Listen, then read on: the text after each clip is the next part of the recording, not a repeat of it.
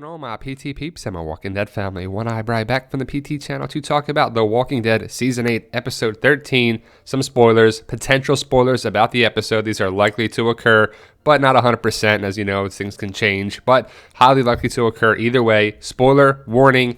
Don't want to ruin anything for you. If you don't want to know this information, stop watching now.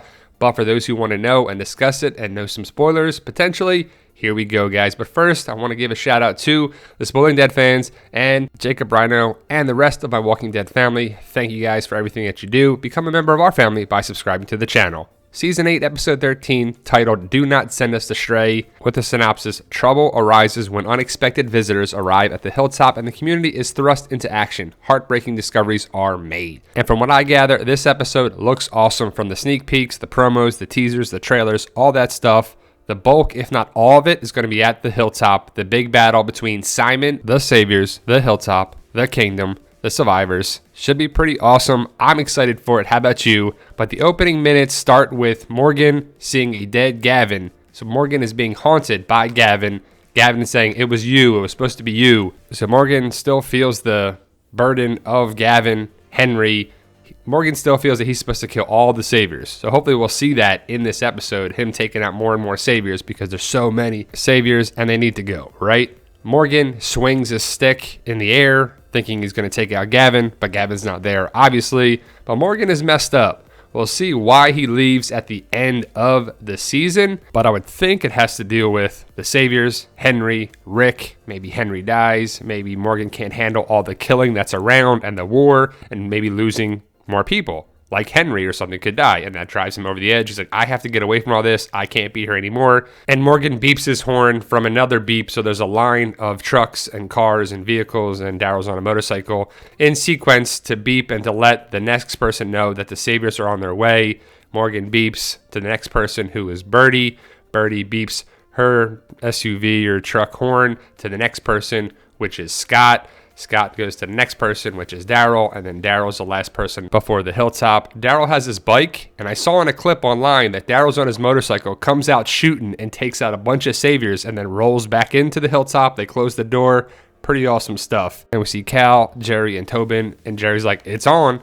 Jerry and Tobin leave. Cal repositions himself on the lookout platform, among the Survivors, Kingdom, hilltop people. We see a lot of Jerry in the promo pictures. Hopefully we'll see more of him in this episode. We'll see more of Tobin for kind of a bad reason. We'll get to that in a second. But we need more Jerry. We need more characters that we love on the show. Hopefully Jerry sticks around for a while. I mean, look at this behind the scenes picture right here. How do you not love this guy? Jerry Cooper Andrews, very awesome character, very awesome person. One of these people in this picture dies in this episode. Who do you think it is, guys? If you know this channel, you know the previous videos we posted. One of them doesn't make it out of here by the tainted weapons. So the tainted weapons come around, it's Tobin. So we're going to lose some more people in this episode, like some smaller characters of the Saviors, of the hilltop. Tobin dies. Another doctor dies. It's ridiculous. Carol is talking with Tobin in the infirmary after Tobin gets stabbed, and it looks to be a nice moment. Tobin and Carol had somewhat of a relationship, so they kind of talk about that, why Carol left.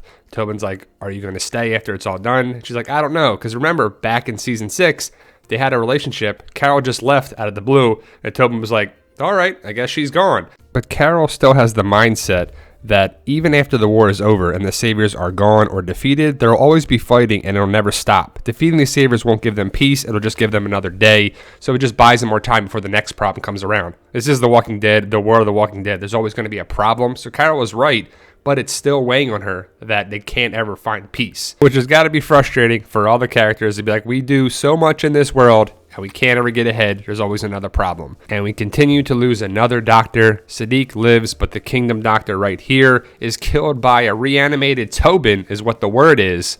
That Tobin dies, reanimates, kills her. And it's kind of crazy that we're losing another doctor. And the writers think it's a good idea to have one doctor in the world of The Walking Dead. But that's what they're doing. So Sadiq will live. We're going to lose the Kingdom doctor, which is like, oh my goodness, another doctor going down. Don't be a doctor in the world of The Walking Dead universe. It doesn't work out well for you, that's for sure.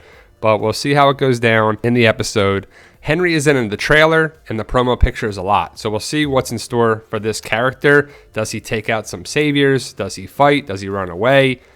Does something happen that draws Carol and Morgan to his side or to go after him in a future episode?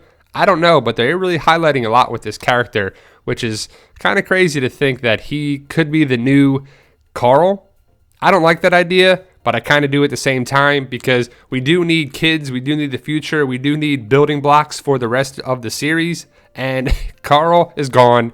We have Enid. Sophia's gone, even though this is Sophia in real life's brother, which is kind of cool. It's a nice little connection, Easter egg, whatever you want to call it. But Henry, does he stick around? Does he not? I'm not sure what to make of it, but he's in the promo pictures in the trailer a lot. So we'll see what happens with Henry in the episode. A character that's not doing much either is Jesus. We see him back in here. He fights the battle, but not much else is known, like where he was, what did he find on his runs, what's he been up to. And I guess his main purpose of season 8 was to bring the saviors back and have prisoners there to build after the war. So we'll see if he actually gets some comic parts on the show. I would love to see that. As he's my favorite comic character, he's way more action-packed and more badass in the comic. I would love to see his martial arts skills used on the show. Rick's not messing around. Michonne's not messing around. The battle at Hilltop should be very awesome. We're going to lose some people, but ultimately that's going to happen, right? I just wish we would lose more saviors than characters that we love. Now, I don't really care that much about Tobin, but he is an Alexandrian. He's on Team Rick, Team Family. I like Team Rick, so losing Tobin is kind of a loss, but not that big of a deal. We'll talk about another potential loss in a little bit, but Jerry is in the promo pictures a lot and the trailer, so hopefully he's utilized in the episode, not just the trailers. He's looking out and the saviors come to the Hilltop with the idea of killing them all. Dwight talks with Simon and says, look, does Negan want this to happen? No. Simon's like, yeah, we'll deal with that later. These are problems right now, taking these people out. So it's not going to work out well for Simon because Simon gets defeated in this battle. Jerry does some chicken wing and says it's on. Maggie's ready. They have a plan. Like I said before, in a clip going around online, Daryl comes out of nowhere on his motorcycle and just mows a bunch of saviors down and then rides back into the Hilltop all smooth. Simon is not going to be the best leader, obviously, here. He wants to kill all the Hilltop, burn them all down, expunge them. But I do like the clips of Simon and Maggie talking over the radio. It's kind of interesting to see that interaction between Simon and Maggie in the way that Simon says, I'm Negan, but I'm actually Simon, so I'm running things now. But Dwight and Negan had a problem, obviously, and Dwight and Simon have another problem because Dwight knows that Simon is a problem. And I had in another video an idea that Dwight could join Simon. It was just an idea, discussion, a thought, even though I always thought Dwight would stick to the comic arc and be Team Rick and help out Team Rick, and that continues in this episode. Now, no one finds out that Dwight is the traitor, which is good because we need Dwight on Team Family's side, but Simon and Dwight have a difference of opinion what to do here. Dwight does help a member of Team Family. Who do you think it is? From the previous episodes, you probably can guess who it is that Dwight actually helps. Not in a great way, but Tara is helped by Dwight. Simon is about to shoot Tara, but Dwight steps in and shoots her with an untainted arrow is what the word is, so we'll see how it plays out. It's kind of funny. Tara believes in karma. I believe in karma, and karma is a B. That's for sure. So we'll see how it plays out, but I think Tara survives. Maggie's not messing around, that's for sure. And I believe she has a good plan, probably with Rick and Carol and Morgan's ideas, but Maggie has a plan. She's running the Hilltop, which is pretty awesome. Maggie will talk with Simon. Maggie has the prisoners, and it's kind of interesting that Maggie has the prisoners so close to her in the promo, but it's Jared and Aiden or Alden, whatever you say. I can't tell if it's an I or an L, and they don't really say his name, so I don't know what to make of that character, how to say his name or what, but the one that's right behind Maggie right here, Jared and Aiden we'll go with. It's just easier to say. Alden is better, but Aiden is good guy, bad guy. What do you think of this character? I would love for him to be an actual good guy. I've said it before in numerous videos, but we'll see. He's talking with Maggie. He's connected with Maggie in season 8. So it'd be really crappy if there weren't any good saviors. So Jesus saved all these saviors and they were all bad basically. No one of interest, no one to be helpful in the world after the war, because that's what you're trying to build for. I have hope for this guy, especially as you see him working here at the Hilltop. I'm not sure if this is before or after the battle, but he's burying some people. We're going to lose some people here for sure. Simon, Dwight, and the Saviors come attack the Hilltop. We'll see some action. We'll see some deaths. We'll see some loss for sure in this episode. We'll see that Rick and Maggie have a good plan. I want to see some battles. I want to see some saviors go down. That's what I'm excited for. I think we're going to get that, but Hilltop's going to lose some people. And the word is that there's like 20 graves of new deaths of Hilltop Kingdom or survivors there. Daryl's going to be taking out some saviors. Rick, Jesus, Maggie, Michonne, Ezekiel. I'm excited for the battle. The tactic of the tainted weapons will come around and be interesting because people are going to die from the weapons and then they're going to reanimate and be walkers, and people aren't going to realize that. So the walkers are going to come back and even take more Hilltop Kingdom and survivors out. So we'll see how it actually plays out. But the tainted weapons is going to be bad news for the people of the Hilltop and team family. Battle wages on. Ezekiel's there, Michonne's there, Carol's there, fighting side by side. I thought this was a great picture here because you see the arrow above Carol.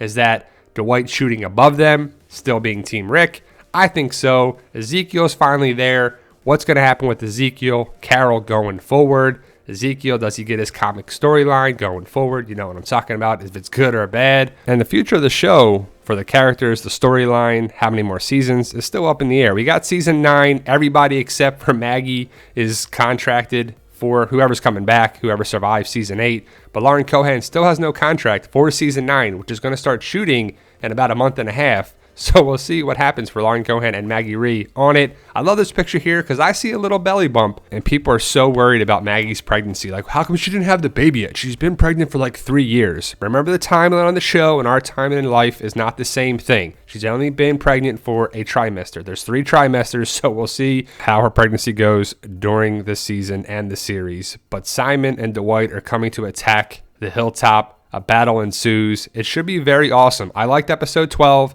This is episode 13. Episode 14 looks great. 15 to 60 for what I'm hearing and what I'm reading look great. So I'm excited for the second half of season 8, the rest of the episodes. Also, Rick is cut by a random savior and left wondering if he will also suffer the same fate as the others who were injured and turned. So he gets cut in this episode. So this could be here, or this could be nothing to do with that. This could be in the finale. I would think it's in the finale, and I think Rick's going to be okay from the cut. But it's more left us wondering what's going to happen with Rick. We got to wonder, right? The episode looks to end with Maggie wondering the cost of the battle because of all these new graves that are going to be there. These are the 4 graves that were there before the battle. There's going to be about 20 or so graves after the end of it. So it's going to be crazy. It's going to be action-packed. I'm excited for this Sunday's episode. Let me know your thoughts, guys. Post your comments below. If you're on Facebook or Twitter or Instagram, we are at the Walking Dead Community Facebook page and the group, at the PT channel on Facebook, Instagram, and Twitter. Give us a follow on there. Walking Dead Mystery Boxes, Walker Stalker Fans page. Fight for Us is my book series. If you like the zombie apocalypse, Walking Dead, Day of the Dead, Dawn of the Dead, Zombieland, I got 6 books available now. Amazon.com, BarnesandNoble.com, Kindle versions, so paperback and digital. Become a PT Pete by subscribing to the channel. I hope you do. And if you love The Walking Dead like we do, become a member of our Walking Dead family by subscribing. It's easy. All you have to do is hit that subscribe button, get notifications to stay in the know by subscribing. We have a goal of 100,000 subscribers with prizes and giveaways coming up. For our subscribers to be eligible, you got to be a subscriber. Remember, guys, you got to make some left turns before you make a right one.